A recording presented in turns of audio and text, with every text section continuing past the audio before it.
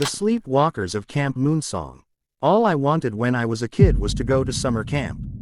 Every summer, I would beg my parents to send me, but they always said the same thing. It's too expensive, or, it's too far away, or, we can't afford to drive out there when you get homesick. I know summer camps have fallen out of popularity these days, but they were just about the coolest thing to a kid in the early 90s. Every show had a summer camp episode, there were movies with summer camps, there were even music videos on MTV about summer camps, for God's sake. I felt like I was missing out on a big part of my childhood experience by not being allowed to go, but every year I was forced to sit at home and wish. So, when Mom told me she had found a summer camp for me when I was 11, I was ecstatic. Camp Moonsong was an all-girls camp about an hour from our house, and the fee for the 60-day stay was surprisingly low. Low enough to make Mom suspicious that it was some sort of front for a sweatshop or something, and she read over the paperwork very carefully with my dad. I remember just hovering outside the kitchen as they went over it, Dad not showing her level of dedication as he held paperwork in one hand and smoked with the other. They talk about not being responsible for injuries or accidents a lot in this stuff, I remember her saying, sighing when Dad scoffed. They're just being careful, Wendy. It sounds perfect, honestly. She's been begging to go to one for years, and if we don't send her before she's 13, I think she'll miss her chance. 12 is usually the cutoff for these kinds of things. They discussed it for a while, and when they finally came and said I could go, I was overjoyed. I had my bags packed before the last week of school was even out, and on the second day of summer vacation, my mom and dad drove me to the camp for drop-off. It was beautiful, one of those camps like you see on TV. It was in the middle of the woods with a bunch of little cabins next to a lake, and I could see a boathouse, hiking trails, archery courses, and all kinds of things that I was chomping at the bit to go try. We met the head counselor at the main cabin, a smiling blonde lady named Gladys, and after some hugs and checking over my stuff, my parents headed out, and I was shown to the Sparrow cabin where I would be staying for the next 60 days. That's where I met Lauren, Sandy, Heather, and Claire, the girls who would be my cabin mates. Sandy and Heather were 12 and this was their first time at Moonsong, but not at a sleepaway camp. Lauren was 10 and she had never been to camp either, so this was a first for both of us. Claire, however, had been coming here for about 3 years, and she was the only one of us who didn't look excited. She was trying to put on a brave face in front of us, clearly not wanting to spook us, but her mood was absolutely off. Claire was also our cabin captain, so when the loudspeaker came on, welcoming us and telling us to meet at the pavilion for orientation, she led the way. The pavilion was more like a small amphitheater, a stone stage with rows of concrete seats leading up and out of it. We took a seat in a section near the stage, all of us chatting animatedly, except for Claire, as the other cabins assembled. Each cabin had 5 girls, and there were 6 cabins in all: sparrow, magpie, grouse, dove, hawk, and crow. They had spread out a little, giving each cabin room to gather, and as we all sat chattering, the camp counselors arrived to start the summer orientation. "Welcome, campers," said Gladys, her voice echoing off the stone benches, "and welcome to another exciting year at Camp Moonsong." There were a few other adults on the stage, and she introduced them as the activity directors. There was a counselor for swimming, canoeing, archery, hiking, nature studies, physical challenges, and arts and crafts.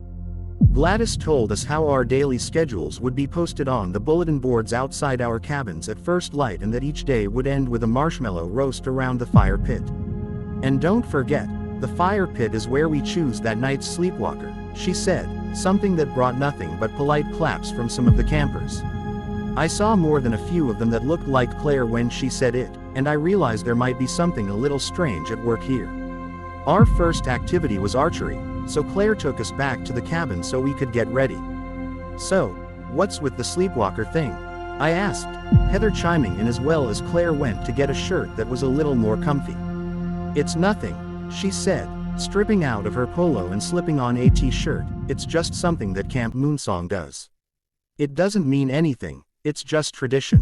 "What do you mean?" I asked, the 4 of us falling in behind her as we headed for the range. She made a frustrated noise, rounding on us angrily. "Just don't worry about it. If you're lucky, it won't be a problem anyway. There are 30 of us, the chances are good that a few of you might never have to see it. She said the last more to herself than anything. See what? I asked, but she ignored me as we came to the archery course. We had archery, arts and crafts, and a trip to the lake that day, and by the time the sun set and the bonfire sprung to life, I found I had quite forgotten about the sleepwalker. We spent a while roasting and eating marshmallows, singing songs, telling spooky stories, and then I saw Gladys step close to the fire with a box that rattled slightly.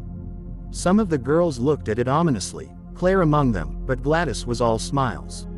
Okay, campers, it's time to pick tonight's sleepwalker. You returning campers know how it works.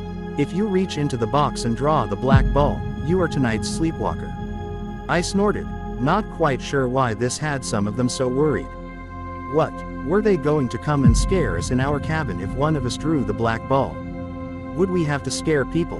What was this, I wondered, because it all seemed kind of ridiculous. The box had barely gone through 5 people before a girl of about 8 got the black ball. It was clearly her first time here because she seemed pleased but mystified as she handed Gladys the ball. Gladys asked her what her name was, and then announced that Brenda was the summer's first sleepwalker. After that, we all went back to our cabins, even Brenda, and I remember sitting up a little with the other new girls and whispering about how silly it all was. Were they trying to scare us or something? Ooh, sleepwalkers, we all said as we laughed, but when Claire told us to go to sleep, she said something that took the starch out of our sheets. Wait till tomorrow morning, then we'll see if you still think it's so funny. She was right. The bugle woke us up the next morning and we all shuffled to breakfast in the mess hall. Amidst the chomp of cereal, toast, eggs, and bacon, I heard someone sniffling loudly. It wasn't normal sniffling, like the kind you get from someone who's homesick. This was different, and I didn't have words for it yet. I do now that I've grown up a little. It's the hopeless kind of sniffling from someone who's lost something that can't get back, like a mother or a wife crying for a husband or a child. I glanced over to the crow table and saw that it was Brenda. She looked terrible, like she hadn't slept at all, and the circles under her eyes looked like bruises. She wasn't eating, despite how the girls in her cabin tried to coax her, and her eyes seemed to weep constantly. The crow table was next to ours, and she seemed to be telling them, in between sobs, that she wanted to go home. They were trying to talk her out of it, saying that the chances were low that she would draw it again, and after a few days she would forget all about what she'd seen. I didn't know exactly what to make of it then, but I would learn. For the next week and a half, I watched as different girls drew the black ball. The ones who had been here before took it better than the new ones, and the new ones were always in tears the next day. Because of how the schedules were set up, we really didn't have a lot of interaction with the other cabins. We lived with the girls in our own cabin, but outside of meals and the fire pit, we didn't see the others during the day. Most of them stuck pretty close to their group during the periods in between activities, and none of them wanted to talk about what was going on if you asked them. Then, about a week and a half after Brenda drew the ball, Heather drew out the jet black sphere and was that night's sleepwalker. I remember the look on her face when she drew it out, the look of uncertainty and fear, and Gladys named her the sleepwalker of the night. She went back to Sparrow Cabin, seeming unsure of what to expect, and as we got ready for bed, we all watched her a little apprehensively. So, Heather asked, "What happens now? Do I start walking or something? Did they come and get me in the night? Maybe they're going to make you disappear," Lauren said, and we all laughed nervously. "Just go to sleep," Claire said, and it shut us all up as we looked at her. "It won't happen till then." She slid under her blanket and slid a pillow over her head. So, we all settled in, turning the lamp off and nestling down for sleep. Heather was soon snoring, as was Lauren, and I yawned as I drifted off as well. I guessed if something was going to happen then it would happen, and before I knew it I was dreaming about swimming and friendship bracelets and all the other things I was going to do tomorrow. I woke up in the middle of the night, filled with a need to pee worse than anything I'd ever felt.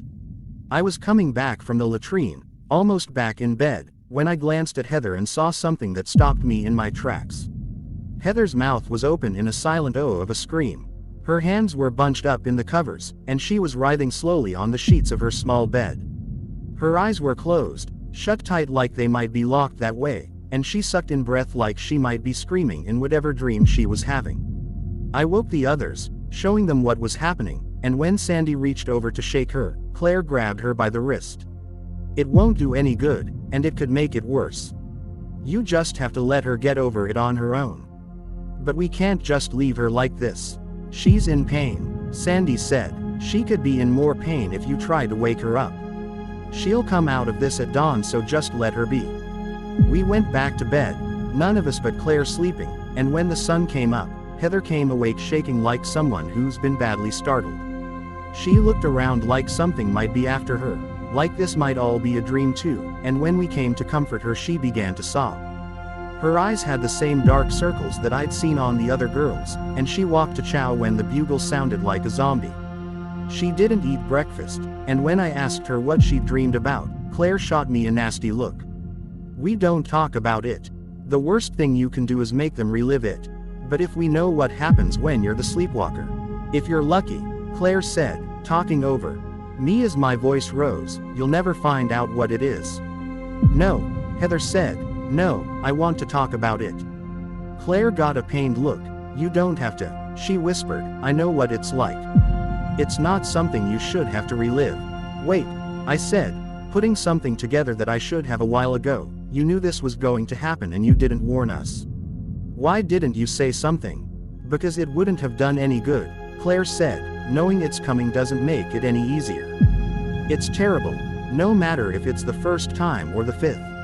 I got chosen twice last year. The knowing doesn't matter, it's terrible every time." "Do you want to know or not?" Heather said, turning to us angrily, "Because I'm only going to tell it once and then I never want to talk about it again." We said we did and she got a faraway look as she began. "I was in the woods, it was night and everything was dark. Then I felt something watching me, something like a tiger or a bear or something. It was big, whatever it was, because when it roared it shook all the trees around me. I started running through the woods as fast as I could. You say I was in bed, but my legs ache and my arms feel the pine needles that slashed at them. I ran and ran and ran, but it never seemed to catch me. It was always just out of sight, just out of reach, and the farther I ran, the more afraid I got. After a while, I felt like I might be going crazy. I was so scared, so absolutely terrified, and it just never ended. Then, just as the sun came up, I heard it roar and I heard the trees rustle as it jumped, and I fell down as something heavy hit me.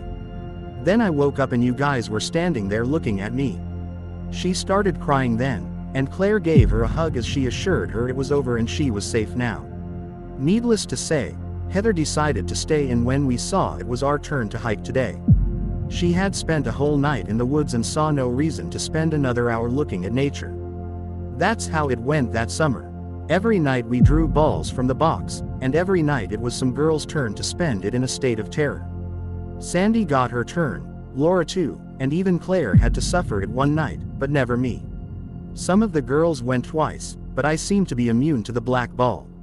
It never chose me, and if it hadn't been for the team challenge I would never have experienced it.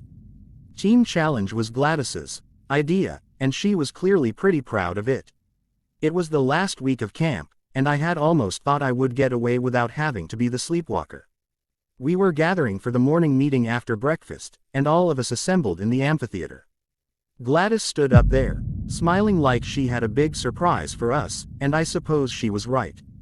"Good morning, campers. This week, I have something special planned. Today, we start the team challenges. 2 cabins will face each other in 3 events: archery, canoe races, and obstacle course. The winners will be immune to sleepwalking for that night. The losing cabin, however, will all have to be the sleepwalker that night." No one cheered, but we all knew the stakes. The way it shook out was that for 3 days the cabins would compete. On the 4th day, one of them would get the bye and the other 2 would face off. On the 5th day, the last 2 would go head to head to crown the best cabin. Saturday would be the color war and then pick up. Claire took us aside and told us we had to win this. "Everyone in the cabin has been the sleepwalker at least once. Well, almost all of us," she said, looking at me with jealousy. I didn't feel good about it. Quite the contrary, I felt terrible. Heather had been the sleepwalker twice now, Sandy too, and I hadn't been picked once. I didn't want to, either. I had watched them go through it, and it looked miserable. As it happened, though, I had won the best times on the obstacle course, and I was one of the better campers on the archery range. I felt we had a good chance of winning this thing, and the girls agreed as we started making a game plan. The Sparrows beat the Crows on Tuesday, and then we got the bye on Thursday. We were hopeful we could win this thing, and the incentive was on full display. The losing teams showed up to breakfast with bags under their eyes, shaking noticeably as they refused to eat. Whatever was going on, it was even worse in a group, and we prepared to win against the Hawks and take the whole contest. We had them at archery, but they smoked us at the canoe race. We were certain we could whip them on the obstacle course, but then disaster struck. As Claire came across the final leg of the course, having gone last so I could go first and give us a strong start, she slipped and fell off the beam, the race going to her opponent. The Hawks won, and we would be the sleepwalkers that night. We fought it, trying to stay up as late as we could, trying to stay up all night, but we were just so tired. By 11 we were all dozing, and by midnight we had lost the fight. I remember blinking owlishly as I watched Claire drift off fitfully, and when I opened my eyes I was in the forest. We were all in the forest, looking around as we awoke into some kind of strange shared dream. I was just trying to orient myself when I heard the roar that Heather had described, and it galvanized me in a way that nothing ever had. It was like a bear's roar mixed with something feline and something much deeper. I imagined it was what a Tyrannosaurus Rex sounded like, the scream of some extinct creature come back to life, and I started running. They were with me in the beginning, all of us neck and neck as we fled into the woods. It was always behind us, stomping through the trees like it was as tall as a redwood. It crashed, it rumbled, and as we ran for our lives, it menaced us from the darkness. Heather was the first to fall. I looked back, meaning to help her, but the darkness swirled up and took her. Her tear-streaked, terrified face was there one moment, and then suddenly she was swallowed by the gloom. Laura fell next, stumbled as she looked back at Heather, and I didn't look back to see her get gobbled up too. I kept running, kept showing my heels, and when Sandy fell too I didn't even notice right away. I was in a state of panic, something I would later call a heightened terror response when I went to college to study psychology. It was similar to the response prey animals have when they are fleeing for their lives, the kind of thing that gets them eaten by pack hunters when another one pops up on the side while they're focused on the threat behind them. I ran and ran and ran, my legs pumping and my heart racing. I don't know when Claire fell or even if she did, but I felt the branches that reached out to slow me down and the rocks that battered my bare feet. I felt every mile that I ran and I felt every horrifying stumble as I nearly lost my balance. I kept running for my life, and when the sun came up at long last, I didn't stop. I heard it spring, heard it come up from behind me like a tidal wave, but if it hit me, I didn't know it. I came awake like I meant to fight off an attacker, and the other girls were around me, looking as bad if not worse. We lost the color war, all of us were too tired to focus. Mom commented on the bruises under my eyes when she came to pick me up, but I just hugged her and said how glad I was to see her. I never spoke about that summer, not until I wrote my senior thesis on the difference between irrational and rational fear in adolescence. I didn't think I would ever visit those memories again, not until today. I've been working as a psychiatrist since I graduated, helping kids get over their trauma and trying to find them some relief. Mostly it is normal stuff, divorcing parents or concerns about school and friends. We talk about monsters in closets or stories that won't go away when they close their eyes, typical kid stuff, but sometimes I help them tell a parent about someone who is doing something they shouldn't so that person can go somewhere where they can't hurt them again. Those are the good days, the days I feel like I've made a difference. When the girl started telling me about the dreams, the ones she'd had after her mother said they had enrolled her in camp again, I felt myself beginning to hyperventilate. She described dreams of something big chasing her through the woods at night, about dreams that only came when she was at camp, and only when she was the sleepwalker. I didn't even feel it at first when the pen snapped in my hand, and when the girl said, her voice panicked, that I was bleeding, I looked down to see my hand had the jagged end of a pen buried in it. I told her mother that she might want to find another summer camp this year, not voicing what I actually believed so I didn't sound crazy. The mother seemed concerned, but Jenny loves Camp Moonsong. She's gone every year since she was 9. I strongly recommended she find her daughter another camp, and the two left, mollified, with a prescription refill. I had never imagined the place was still open, never in my wildest dreams. I sat in my office, trying to control the shakes as my hand throbbed like an infected tooth. I'm afraid to go to sleep tonight, something I haven't been afraid of since that first week home from camp. I'm afraid I might wake up in the woods again, fleeing from the thing that chases the sleepwalkers. The sleepwalkers